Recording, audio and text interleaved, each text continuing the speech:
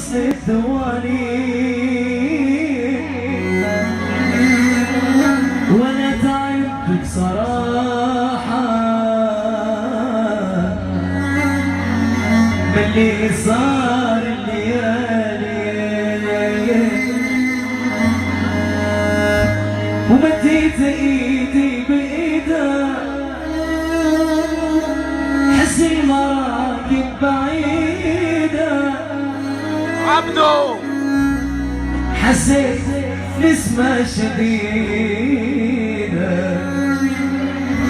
رغم الرياح القوية حسيت نسمة شديدة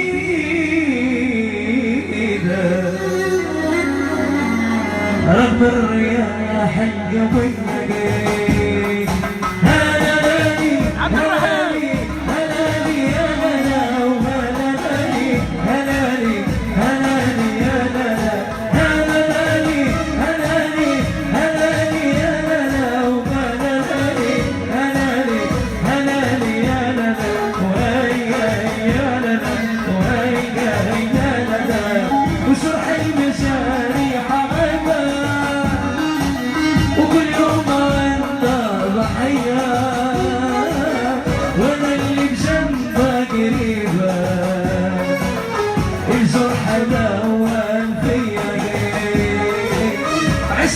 وصارت صعبة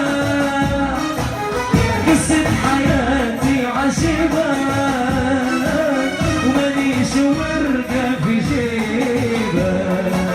يصرف ويرد البيتية وماليش ورقة في جيبة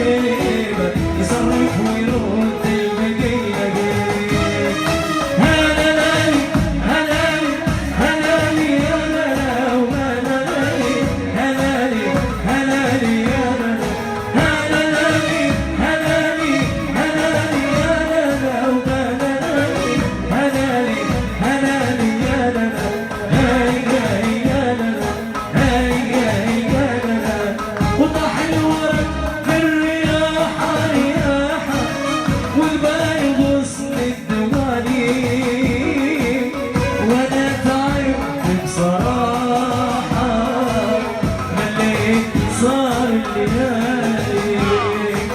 وطاح الورق بالرياح رياحة